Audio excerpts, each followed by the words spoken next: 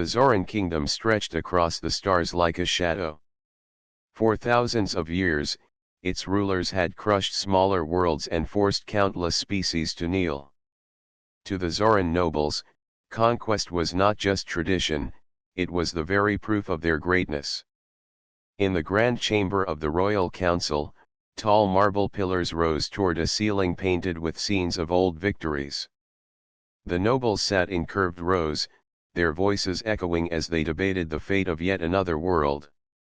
At the center of the chamber stood the throne of King Drazel, a figure wrapped in heavy robes, his crown shaped like sharp wings of gold. His eyes burned with hunger for more power. On this day, the question before the council was simple: what should be done about Earth? Reports from scouts had stirred both interest and fear. Humans had recently built ships capable of reaching other planets. Their technology was not advanced compared to the Zoran, but it was moving quickly. Some nobles saw this as a threat. Others saw it as an opportunity. "The humans are still young," said Lord Sarek, a tall noble with cold silver eyes. "Their ships are weak, their fleets are small. If we act now, we will capture them before they can grow dangerous." "The humans are restless," another noble added. "They fight among themselves. They will never stand united against us. They will break easily."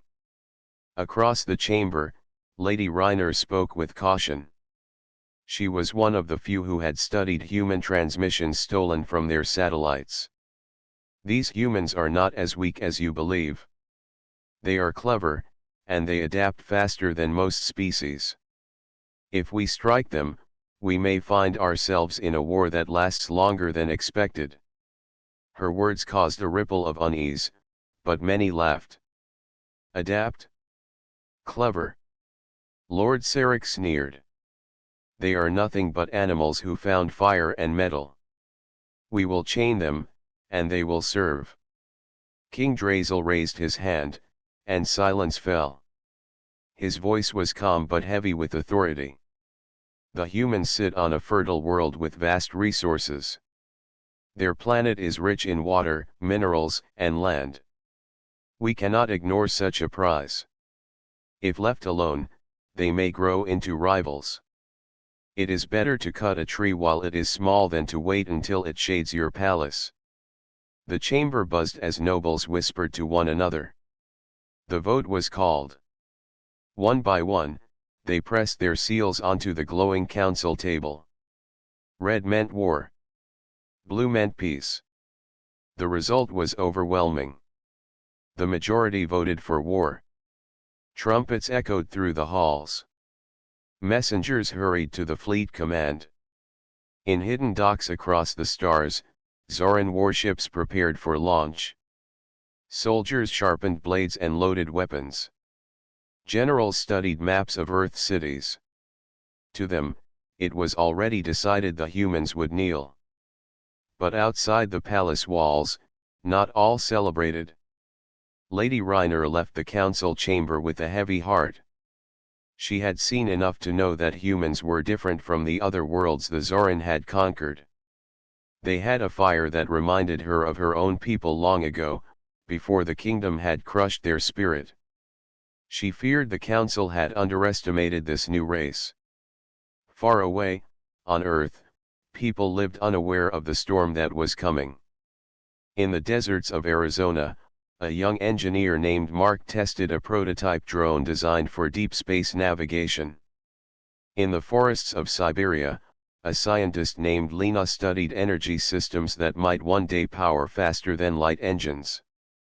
In the oceans near Japan, submariners trained in silence, unaware that soon their skills would be needed in a battle beyond imagination.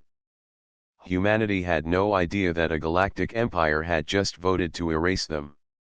Yet if the Zoran Council believed Earth would fall as easily as the others, they were about to learn a lesson that would shake their kingdom forever.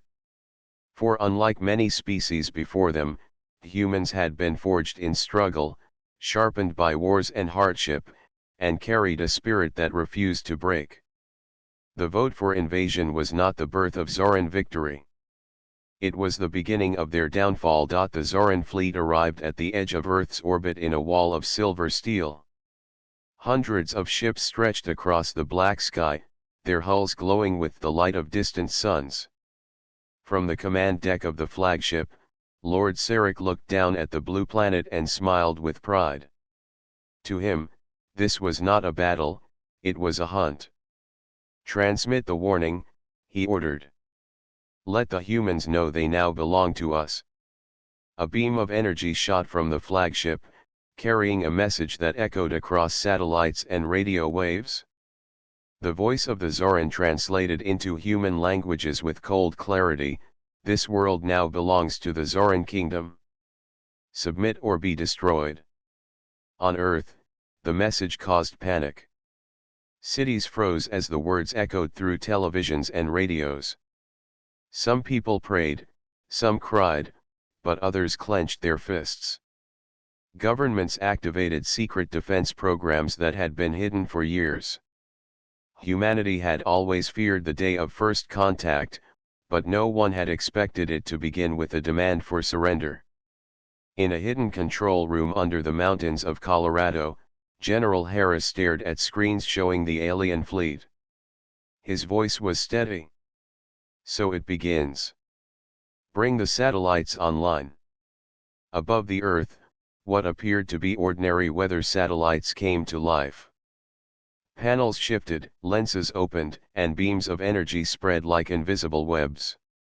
The Zoran ships suddenly found their targeting systems filled with static. Missiles meant to lock onto cities now spun in confusion. "Interference detected," a Zoran officer reported. "Clear it," Lord Sarek barked. But the interference only grew worse. The humans had learned from every signal they had ever captured. They had studied alien wrecks that fell to Earth long ago. Now they used that knowledge to blind their attackers.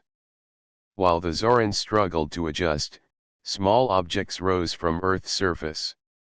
At first they looked like birds, then like insects. But they were drones, thousands of them, launched from hidden bases across the planet.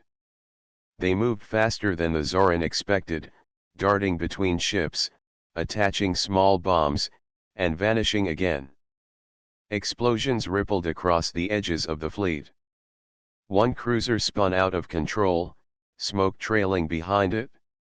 Another was ripped apart by fire from its own ammunition stores. Lord Sarek slammed his fist against the arm of his chair. "Impossible. They are primitives." But the truth was clear. The humans had prepared. At the same time, the moon's surface revealed its secret. Panels opened on the dark side, uncovering long barrels hidden beneath rock and dust. Energy cannons, built over decades in silence, fired in perfect unison. Blue light streaked across space and tore through a Zoran destroyer. Another ship tried to evade but was struck and split apart, its pieces burning as they fell into Earth's atmosphere. From the ground, people watched the night sky light up with streaks of fire. What many thought were falling stars were in fact alien warships breaking apart. The invasion had come, but Earth was not collapsing. Instead, the planet was fighting back. General Harris received reports from around the world. Defense stations in Europe and Asia had activated, firing missiles cloaked with special coatings that confused alien shields. Naval fleets launched torpedoes guided by new systems designed specifically to pierce Zoran armor. Every strike proved that humanity was not caught unprepared. In the Pacific, Lena, the scientist from Siberia, watched as her experimental energy design powered a defense cannon that had never been tested in real combat. When the beam shot into the sky and ripped through a Zoran cruiser, her team cheered. They were no longer working on theories. They were defending their home. The Zoran fleet tried to regroup, but chaos spread quickly. Their commanders were trained to fight predictable enemies, species that either surrendered or fought with simple tactics. The humans were different. Every attack came from an unexpected angle. Every move showed creativity. Lord Sarek felt a chill for the first time. They should not be able to resist us, he whispered. But deep inside, he knew the truth. The humans were not weak. They were dangerous. The first contact that the Zoran had imagined would be a swift victory had instead turned into flames. Ships fell, drones swarmed, and cannons roared from the moon. Earth was bleeding, but it was still standing. The people of Earth had seen the sky filled with enemies. They had seen their world marked for conquest. And instead of bowing, they had answered with fire. The battle was far from over, but one truth had already become clear: this would not be the easy victory the Zoran Council had promised. This war would test the strength of both sides. And for the first time in countless years, the Zoran kingdom had found an enemy that could not be broken in a single strike. The first strikes in space had shaken the Zoran fleet, but they were not finished. Even with losses, the invaders forced their way through and sent landing craft into Earth's atmosphere. Fire streaked across the sky as ships roared downward, breaking through the clouds like falling meteors. In cities across the world, sirens screamed.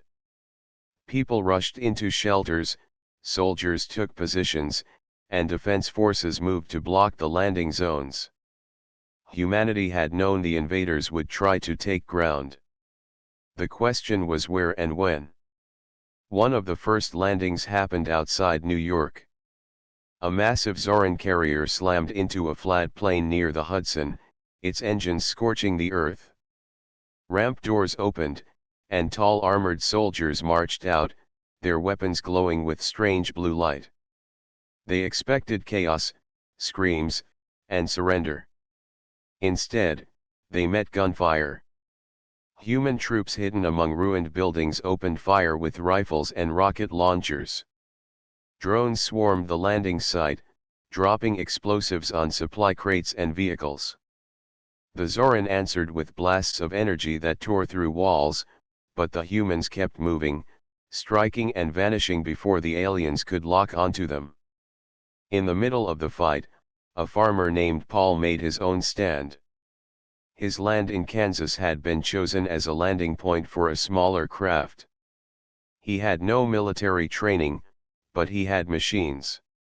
When the Zoran soldiers stepped onto his fields, they were greeted not by silence but by the roar of tractors and harvesters fitted with sharpened blades.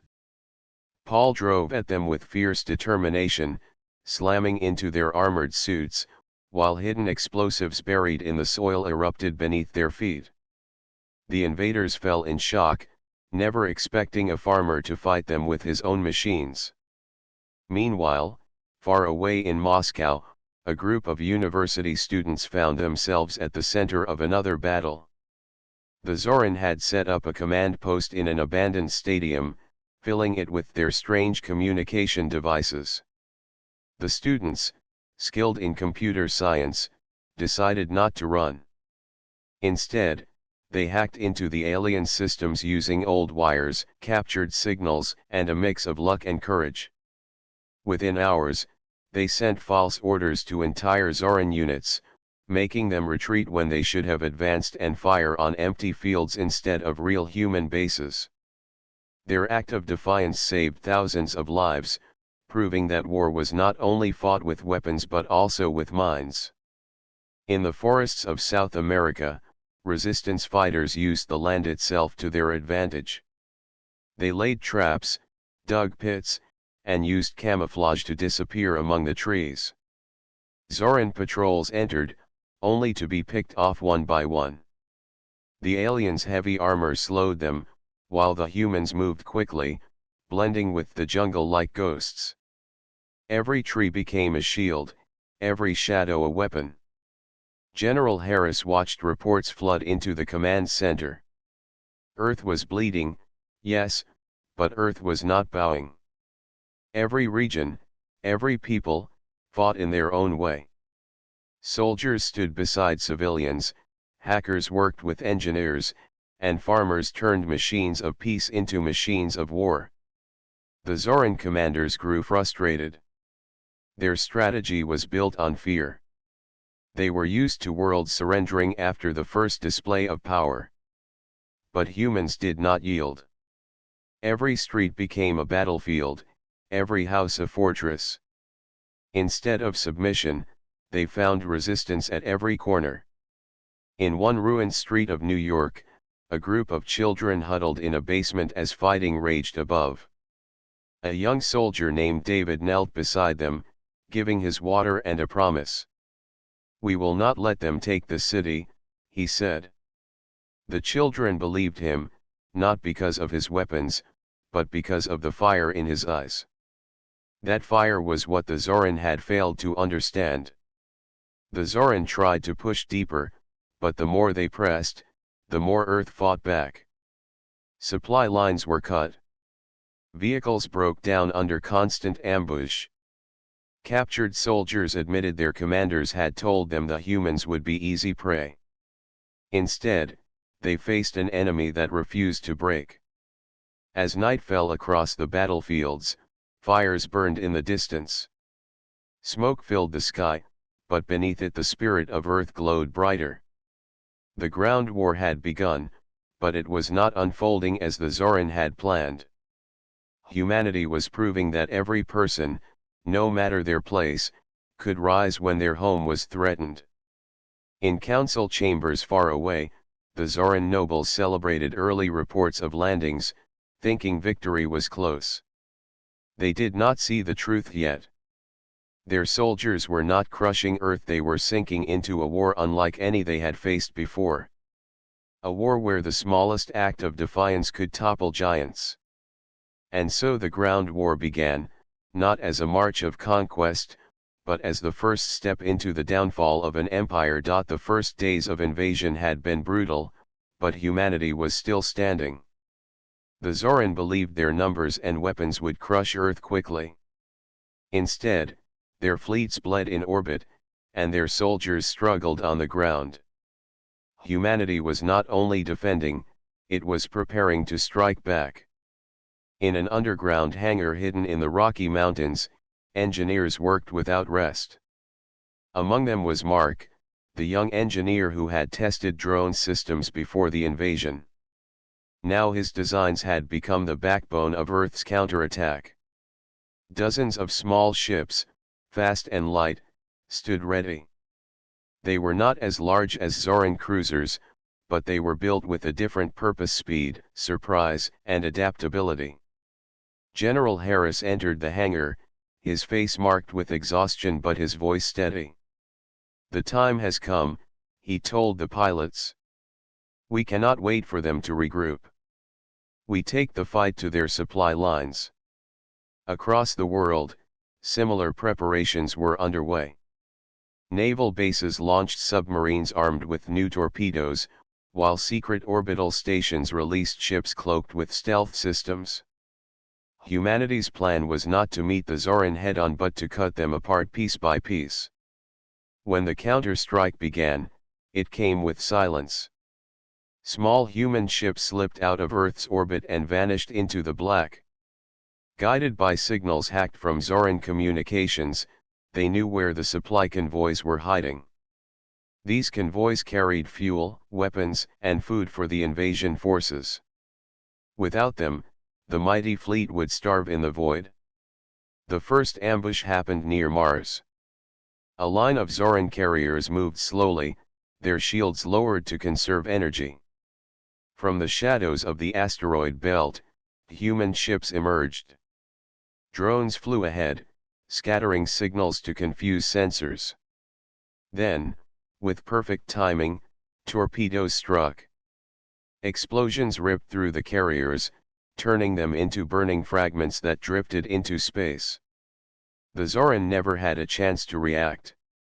News of the attack spread quickly among human fighters. For the first time since the invasion began, hope soared. Humanity was not only surviving, it was winning battles beyond its own skies.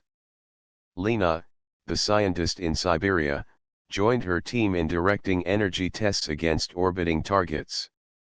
Her designs had been turned into weapons fitted on small crafts.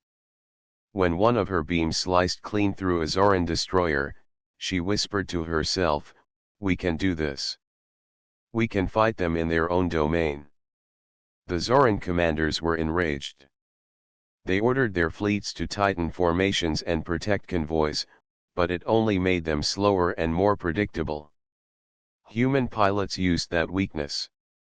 They struck quickly, disappearing before the Zoran could lock onto them. Every victory chipped away at the Empire's confidence. Meanwhile, Earth's diplomats moved with quiet determination. Messages were sent to nearby alien races, showing proof of the Zoran invasion. Some species had once lived in fear of the kingdom, but seeing humans fight back sparked something new. Small groups began to send supplies, information, and in some cases, volunteers. Humanity was no longer standing alone. On Earth's surface, the ground war raged on, but every counter-strike in space lifted spirits. Civilians painted stars on their shelters to honor the pilots. Children in the ruins of cities whispered stories about human ships that flew faster than lightning and struck harder than thunder. Hope became as powerful as any weapon. Lord Sarek, still commanding in orbit, watched the reports with growing unease. Every convoy destroyed meant fewer supplies for his soldiers. Every ship lost meant less control over Earth's skies. The war he had promised would be swift was turning into something far worse. "The humans are not supposed to fight like this," he said bitterly. "They are not supposed to fight at all." But humanity fought with something the Zoran could not understand. They fought with unity. Nations that had once argued now stood side by side. Rivals became allies. Old borders no longer mattered. The entire planet had become one shield, one sword. General Harris received a transmission after the ambush near Mars. The faces of pilots filled the screen, their voices tired but proud. "We struck them hard, sir. They will feel this." He allowed himself a rare smile. "Good. Let them learn that Earth does not wait to be conquered. We fight back." The human counter-strike was not the end of the war, but it was the first clear sign that the invaders could bleed, could lose, and could be driven back. It was the beginning of something the Zoran kingdom had never faced before, an enemy that refused to kneel and had the strength to carry the fight beyond its home. As the sun rose over a scarred Earth, people looked to the sky with new eyes. The stars no longer seemed like a distant mystery. They were now the battlefield where humanity had taken its first step as a true power among the stars. And from that step, there would be no turning back. The Zoran kingdom stretched across hundreds of worlds, but its heart was a single jewel, the home world of Zoran Prime. From the great towers of the capital, the nobles looked down on the galaxy with pride. For centuries they had believed their empire unshakable. Now, whispers of defeat began to spread through every hall and every colony. The first reports arrived as fragments. A convoy destroyed near Mars. A fleet crippled by drones and stealth ships. Ground troops trapped in cities they were supposed to conquer. At first, the nobles dismissed these as accidents, small delays that meant nothing. But the reports kept coming, each one worse than the last. In the royal chamber, King Drazel sat upon his throne, his face carved with anger. The council gathered before him, their voices filled with unease. "They told us Earth would fall in days," muttered one noble. "But weeks have passed, and still their armies fight." "More than fight," another said, "they strike back. Our fleets are being hunted. Our convoys cannot move without being destroyed." Lord Sarek appeared on the display, his armor scarred from battles in orbit. His tone was sharp, but even he could not hide his frustration. The humans are unlike any enemy we have faced. They use tricks, traps, and weapons built from scraps, yet they strike with precision. Every time we push forward, they find a way to cut us down. The chamber grew quiet. For the first time in living memory, the kingdom faced resistance that shook its confidence. Lady Reiner, the only voice who had warned against the invasion, spoke again. I told you they would not be easy prey. Humans are stubborn. They adapt faster than we can predict. Every day we remain in this war, we lose not only soldiers but the loyalty of other worlds watching us. Her words were dangerous, but they rang with truth. Across the empire, colonies had begun to stir. On distant mining worlds, whispers of rebellion spread as workers questioned why they should bleed for a war against humans. On border planets, governors hesitated to send more soldiers, fearing their own defenses would fall. The kingdom was not built on loyalty but on fear. And fear was beginning to fade. Meanwhile, on Earth, humanity pressed its advantage. Pilots struck at convoys near Jupiter. Submarines in the oceans hunted Zoran landing craft. Civilians rebuilt shelters into fortresses. Each act of resistance sent a message that reached far beyond Earth. Smaller alien races, long oppressed by the Zoran, began to listen to human broadcasts. These signals, carried through stolen channels, spoke of freedom and unity. They showed footage of Zoran ships burning in Earth's skies. For species that had lived in chains, the sight was more powerful than any speech. In the city of Kalar, a Zoran colony on the edge of the empire, a crowd gathered to watch a hidden projection. It showed human soldiers standing beside civilians, driving the invaders from their streets. A child in the crowd whispered, "If the humans can fight them, why can't we?" Back on Zoran Prime, King Drazel slammed his fist against his throne. We are the kingdom. We are power itself. No world has ever defeated us. Send more troops. Crush this rebellion before it grows. But his generals shifted uneasily.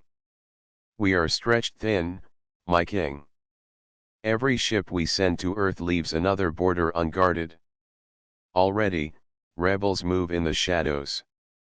If we empty our defenses, the kingdom itself may burn. The king's pride would not allow retreat. Orders were given to gather more fleets, even as cracks spread through the empire. On Earth, General Harris received intercepted transmissions that confirmed the truth. They are breaking, he told his staff. Not from the strength of our weapons alone, but from the strength of our spirit. They built their kingdom on fear. We are tearing it apart with defiance. Lena smiled when she heard the news. Every time we stand, we give hope to others. That hope is stronger than their fleets. The war was far from over. Battles raged in orbit, cities still burned, and soldiers continued to fall. But the tide had shifted. Humanity was no longer just defending its home. It was shaking an empire to its core. In the council chambers of Zoran Prime, fear spread like a shadow. Nobles whispered of rebellion. Generals feared the loss of their fleets. And among the common people, a question no one dared to speak aloud grew stronger each day. What if the humans truly won? The kingdom trembled, not because Earth was rich, not because its armies were vast, but because it had revealed a truth that could not be ignored. The Zoran were not invincible. And once that truth spread, no power could stop the fall that was coming. The Zoran kingdom had once marched across the stars with pride, crushing world after world without pause. But the war for Earth was no longer a march. It had become a slow collapse. Humanity, once thought weak, carried the fight beyond its own skies. Small fleets of fast ships continued to strike at Zoran supply lines.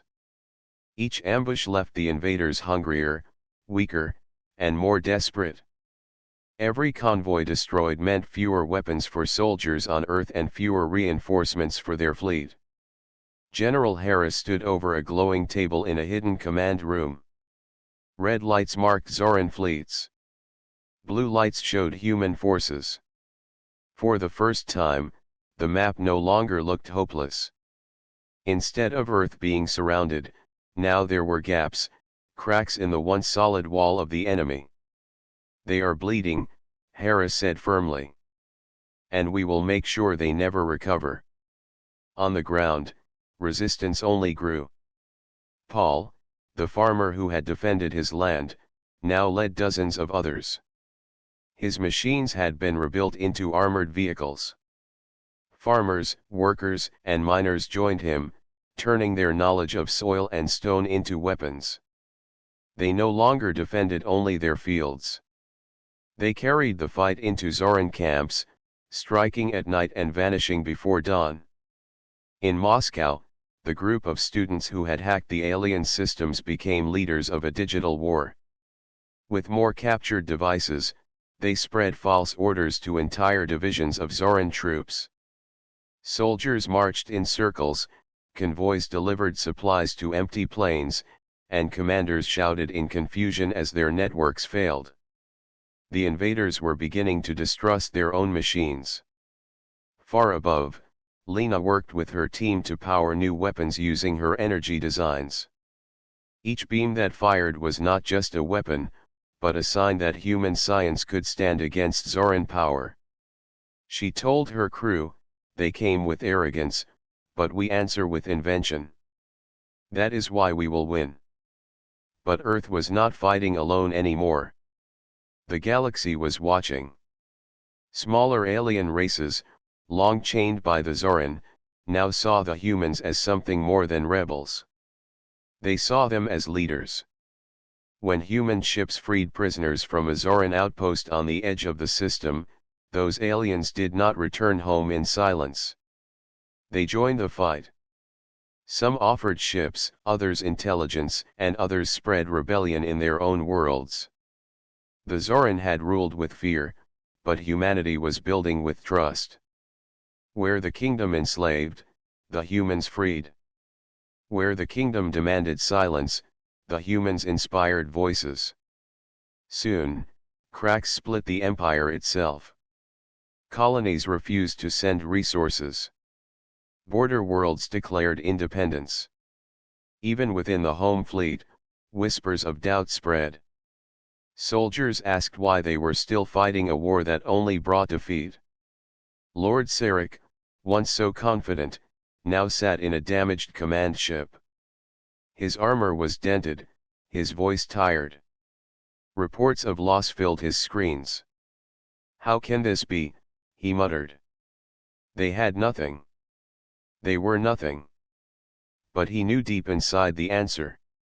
The humans had something the Zoran had lost long ago: unity, courage, and the will to fight for more than power.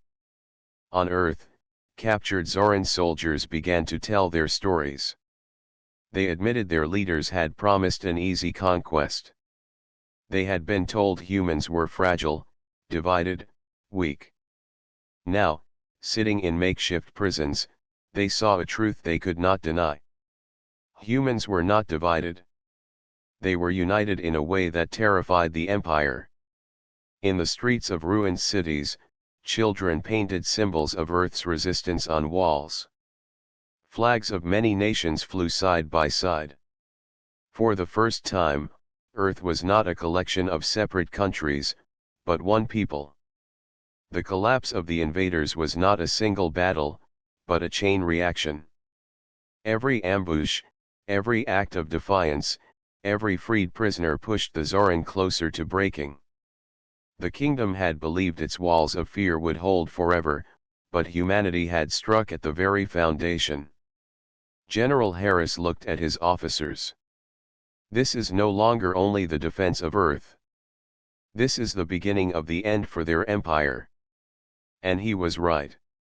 From the minds of distant colonies to the palaces of Zoran Prime, the story was the same. The humans had shown that the kingdom was not eternal. The humans had lit a fire that spread faster than the Zoran could contain. The collapse had begun, and nothing could stop it. The Zoran kingdom had ruled for centuries. Its fleets had spread fear across countless worlds. But the war with Earth changed everything. What was meant to be an easy conquest had turned into the greatest disaster in the history of their empire. On Earth, human resistance was no longer just survival. It had become a movement that spread like fire. Villages, cities, and entire regions joined together. Where once people waited in fear, now they stood with pride. Each attack on Zoran forces was carried out not by small groups but by whole communities. Even those who had lost everything found the strength to fight, because they knew they were not alone. General Harris led a meeting in the underground command hall. The room was filled with commanders from every nation. Old rivalries had faded. No one spoke of borders or politics anymore. They spoke only of one goal: the end of the Zoran kingdom. They are retreating in every sector, Harris said firmly. Their empire is cracking, and Earth will push until it breaks completely. Above Earth, human ships no longer hid. They patrolled boldly, striking Zoran cruisers and escorting supply fleets of new allies. Some ships were built by humans, others given by alien rebels who had chosen to fight beside them. Together they formed an alliance unlike anything the galaxy had ever seen. Paul, the farmer who had defended his land, now stood as a symbol of courage. His group had grown into an entire armored brigade. Soldiers who once came from simple villages now fought like veterans. When asked why he continued, Paul only said, "I fight because this is my home, and no one takes it from us." His words spread far beyond Earth, carried across the stars as proof of human spirit. In Moscow, the students who had hacked Zoran's systems now controlled entire sectors of digital war. They redirected fleets, confused communications, and sent false signals that tore the empire apart. Even Zoran generals no longer trusted their own orders. In orbit, Lena and her team perfected weapons that could pierce the strongest alien armor. Her designs were now used not only by humans but by allied fleets. One of her colleagues told her, "You've changed the balance of power forever." She only shook her head and said, "No, humanity did. I only gave them the tools." Meanwhile, on the far edges of the empire, rebellion exploded. Colonies that had once feared the Zoran now declared independence. Slave worlds rose in open revolt, chanting the same phrase, "If Earth can fight, so can we." Entire fleets of once conquered races turned their weapons on their former masters. The Zoran Council met in panic on their home world. Their once great chamber, filled with proud voices, now echoed with arguments and fear. Some demanded peace. Others demanded total war. But no matter what they said, the truth hung heavy over them: the kingdom was collapsing. Lord Sarek, the commander who had promised easy victory, returned in disgrace. His fleets were shattered, his armies in retreat. Standing before the council, he admitted, "We underestimated them. We thought they were divided, but they are united. We thought they were weak, but they are strong. We thought they would kneel, but they rose." His words silenced the hall, for they knew it was the truth. Then came the final blow. Human fleets, joined by alien allies, launched a strike deep into Zoran territory. They did not come to conquer but to free. On each world they entered, prisons were opened, chains broken, and people liberated. Instead of enslaving, the humans gave freedom. This difference shattered the last support the Zoran had. Entire populations turned against the kingdom, rising alongside the alliance. The Zoran throne, once seen as eternal, stood empty within weeks. The rulers fled, their fleets scattered. The empire that had lasted for centuries ended not with a glorious battle but with a collapse that no one could stop. On earth, the people celebrated not only survival but victory. Cities raised new flags that showed unity. Children grew up hearing the story of how their planet stood against an empire and won. For the first time in history, Earth was not divided by borders. It stood as one world, one people. General Harris looked at the crowd gathered in the rebuilt capital. "We were told we would break," he said. "But instead, we became stronger. We were told we would fall, but we rose. Today, the Zoran kingdom has ended. And humanity begins a new chapter not as victims, but as leaders of freedom in the galaxy." Cheers erupted across the square. Around the world, bells rang, drums pounded, and voices rose in unison. Earth had not only defended itself, it had changed the stars forever.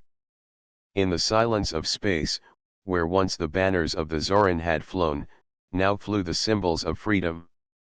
Humanity had proven what no one believed possible. They had shown that courage, unity, and determination could defeat even the greatest empire. The galaxy would never forget. The Zoran kingdom was gone. And Earth had risen.